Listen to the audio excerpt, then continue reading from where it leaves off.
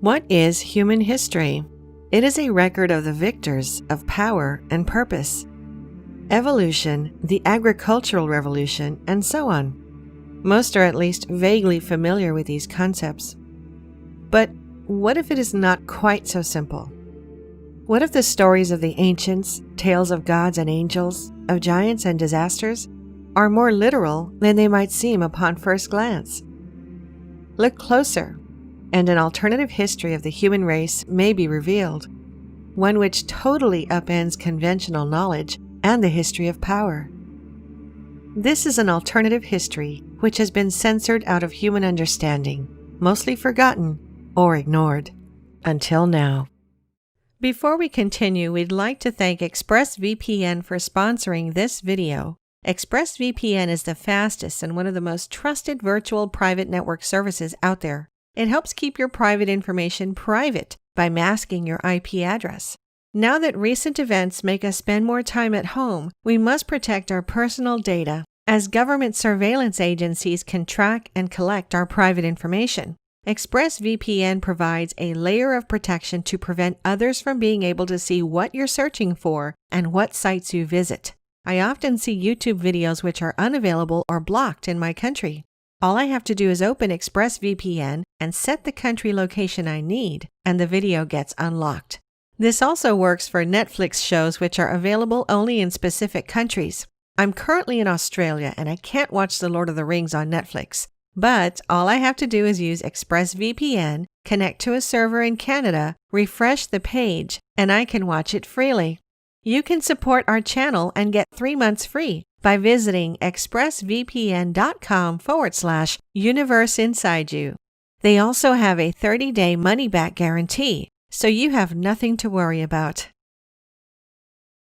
In early 1946, in the region now known as the West Bank, a group of Bedouin teenagers were tending to their sheep and goats near the ancient settlement of Qumran. To pass the time, monotonous as it was, they threw around the rocks they found littered across the rugged desert terrain. When one such rock was thrown into the dark expanse of a cave, the teenagers were surprised to hear a loud, shattering noise echoing from within. Exploring, they found a collection of large clay jars, one of which had been broken. Though they did not know it at the moment, these teenagers had made a historic discovery. Inside the jars were a series of ancient scrolls. In the years that followed this discovery, archaeologists, historians, and treasure hunters would find additional scroll fragments in 10 other caves in the area, their composition forming some 800 to 900 manuscripts collectively known as the Dead Sea Scrolls. Among these manuscripts were large portions of a mysterious, non-canonical religious text which had long been forgotten. It was called the Book of Enoch. In its entirety, the Book of Enoch is made up of 5 books: the Book of Watchers, Book of Parables, the Astronomical Book, the Dream Visions, and the Epistles of Enoch, containing some 100 chapters. These chapters tell the story of the 7th patriarch in the book of Genesis, Enoch, the father of Methuselah and grandfather of Noah, the same Noah in the biblical story of Noah's Ark.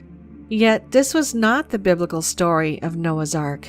In fact, the Book of Enoch provides an entirely different recounting of the events leading up to the great flood of Noah's time. That is, a completely different doctrinal history. It tells a story of the Watchers, explained in biblical terms to be fallen angels, sent to earth to watch over humans at some undefined and ancient point in time. Unfortunately, far from merely watching humans, these watchers became infatuated by human women and in short order began to engage in depraved sexual acts with them. The Book of Enoch tells of the children born through this interbreeding between watchers and humans, called the Nephilim. These Nephilim were as described: giants and savages that endangered and pillaged humanity, or, said another way, supernatural man-eating giants. Angered with what the Watchers had done, those described as gods chained them in a subterranean prison deep within the earth. Enoch became the go-between gods and imprisoned watchers. The book describes Enoch's journeys between heaven and earth in his role as an intermediary, how he flew with the angels and saw the rivers and mountains and the very ends of the earth from above. Yet despite Enoch's intervention, the gods decided the atrocity that the earth had become must be punished. Of course, the punishment would be a great flood. This flood would destroy the Nephilim and cement the Watchers in their prison. Beforehand, however, Enoch would be whisked away to heaven in a fiery chariot. Interestingly, the book of Genesis, which tells of the great flood in Abrahamic traditions, references the Nephilim in chapter 6, describing heroes that were of old, warriors of renown. This is not the only place in biblical canon which the Nephilim appear. In Numbers 13, 32, and 33, the Israelites visit a land inhabited by Nephilim, who are so large they make the Israelites look like grasshoppers. Of course, many things in the Bible are seen in modern times as allegorical, that is, more philosophical myth than historical record. There is archaeological evidence of a great flood in the Earth's past, one incidentally also spoken about in countless religious and cultural traditions across the world. Had beings like Nephilim giants actually existed? Surely there would be similar evidence. What if there is? In our 30-minute documentary video about giants, which we linked in the description and comments, we highlighted dozens of stories of enormous skeletons unearthed across North America, together with many newspaper articles from the late 19th and early 20th century, suggesting that ancient giants were indeed real and coexisted with early humans.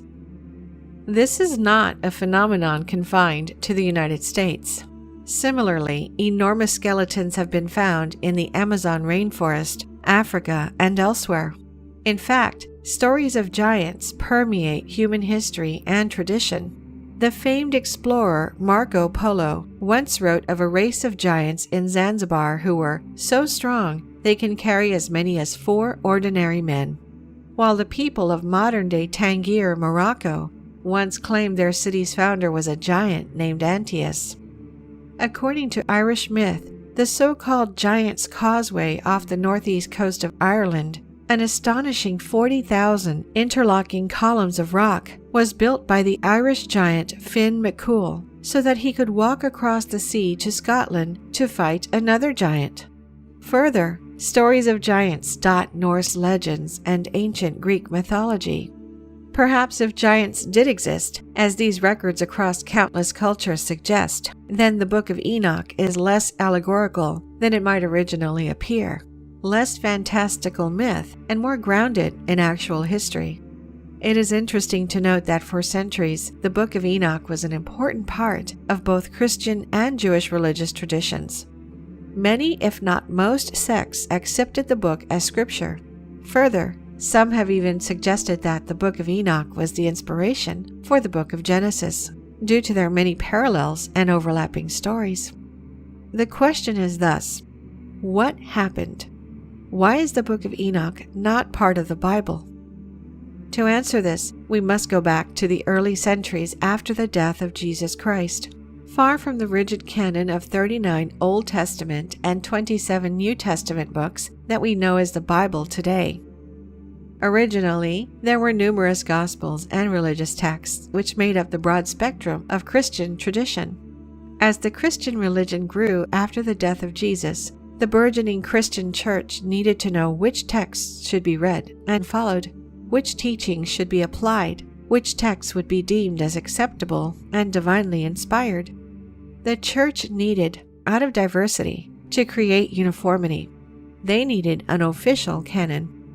In a story popularized in modern times by Dan Brown's seminal work, The Da Vinci Code, this canonization is remembered as happening somewhat nefariously at the Council of Nicaea in the 4th century. There, according to the story, Emperor Constantine and other high-ranking church authorities shaped the Christian canon to conform to their own secret agenda. Unfortunately, this is not historically accurate. The Council of Nicaea did not determine the official Christian canon. Don't blame Dan Brown. The famed philosopher Voltaire made a similar assertion in the 1700s. But while the story may not be factually accurate, it is accurate in a sense. High-ranking members of the church certainly did pick and choose what to include in the official biblical canon. They argued, pulled strings, cast their opponents as heretics, and almost certainly sought to expand their own power.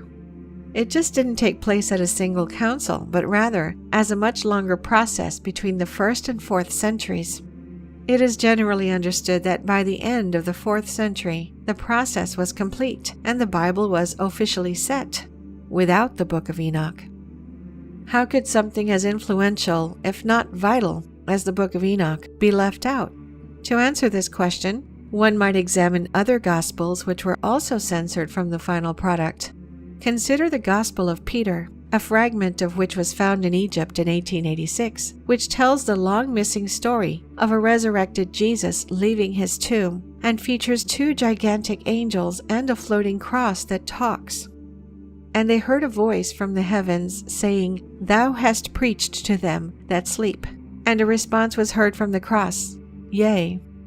Or consider the Gospel of Mary, that notorious work in which Mary Magdalene is named not only as one of Jesus' disciples, but his favorite one, perhaps even his wife. Within this Gospel, the disciple Peter asks why he and the other disciples should listen to Mary, a woman, to which Matthew responds, "If the Savior made her worthy, who are you then, for your part, to cast her aside? Surely the Savior knows her full well. That is why he has loved her more than us." Like the Book of Enoch, these Gospels tell extraordinary and history-challenging stories. Perhaps then it should be no surprise that these texts were censored out by early power brokers of the official Christian canon. It stands to reason that the Book of Enoch may have been totally forgotten, if not for its survival in small Orthodox sects of Ethiopian Jews. In fact, the only pre-modern version of the text was written in Ge'ez, an ancient African language. It was this version which Richard Lawrence, the Archbishop of Cashel, used in 1821 to produce the first ever English translation of the book, the version used to inform study of the Dead Sea Scrolls. Curiously, though the Book of Enoch was omitted from the established Christian canon and subsequently forgotten in all but the most obscure corners of religious tradition and theological study, the Bible does contain numerous references to it. There are references to the Nephilim in Genesis and Numbers. Genesis also contains an extensive recounting of Enoch's lineage. The book of Hebrews describes how God had taken Enoch away, seemingly a reference to his being taken to heaven via fiery chariot before the great flood. Jude, meanwhile, contains an entire paragraph transcribed almost word for word from Enoch, suggesting that the book may in fact have served as an early inspiration for canonical biblical texts. Further, Corinthians 11:5-6 contains instructions from St. Paul that women should cover their heads while in church. This seemingly a direct reference to the fact that the watchers in the Book of Enoch were attracted to women with long flowing hair. This is a practice which remains in Roman Catholicism and Islam to this day. Though it was censored, even forgotten, the Book of Enoch never truly disappeared. There is something deeper behind the Book of Enoch and its incredible stories. Something which goes beyond simply whether or not it is part of the Christian canon. It has been pointed out that Enoch, the 7th patriarch of the Bible, seems to reflect the 7th antediluvian king Enmedarana in Babylonian tradition. The ancient Greeks believed Enoch to be the same as the god Hermes, while ancient Egyptians had someone similar in their own tradition. The examples could continue, and so it must be asked, why does Enoch, no matter his name, keep appearing in the traditions of the ancients? The answer may go back further than the Greeks, Egyptians, or even the Babylonians, back to the ancient Sumerians. According to Sumerian texts, Earth was visited by a group of supernatural beings sometime in the distant past. These visitors are described in Sumerian tradition in a way that is eerily similar to descriptions of the Watchers in the Book of Enoch. Instead of Watchers, however, Sumerians call these beings the Anunnaki, which literally means those who came from the heavens. They were gods to the Sumerians. To modern thinkers like Zecharia Sitchin and Erich von Däniken, they were an ancient race of aliens who came to Earth. Interestingly, Sumerian texts tell stories of these Anunnaki, much like the Watchers, beginning to interbreed with human beings, creating an entirely new species in the process, reflecting the creation of the Nephilim. Like the gods of the Book of Enoch, the Anunnaki became angered with the condition of the earth and brought about a great flood. Is it possible the Book of Enoch, as well as other related traditions, are simply retelling the older Sumerian story of the Anunnaki? Consider the agricultural revolution, which began around 10,000 BCE, during which time human beings transitioned from a lifestyle of hunting and gathering to one of agriculture and settlement. According to historical record, as early as 9500 BCE, in what is now modern Kurdistan, barley, wheat, and rye were being cultivated. Oats, peas, and lentils were being grown, while goats and sheep were domesticated. Some 500 years after that, copper and lead smelting were taking place in the region, alongside weaving and pottery making. Additionally, this ancient Kurdish culture was the first to develop a script, standing as one of humanity's earliest literate societies. Some have asked how human beings could have made this jump so fast. Interestingly, the Kurdish people claim to be the descendants of the children of the jinn, the children of spirits. Is this an ancient cultural reference to the procreation between Anunnaki and human women? According to the Sumerians, it was the Anunnaki who brought advanced knowledge and technology to human beings, lending a helping hand, as it were, to the progression of human civilization.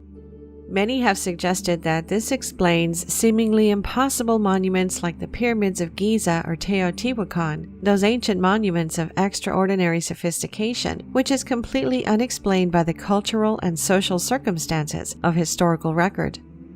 Perhaps this also explains how human beings were able to transition from nomadic hunter-gatherers to sophisticated civilizations in a historically insignificant amount of time.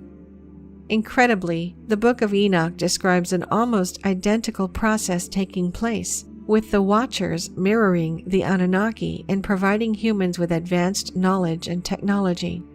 They teach humans metallurgy and mining, science and medicine, how to read and write, and how to read the stars. They teach humans to wear cosmetics and make jewelry, and reveal the secrets of the art of war.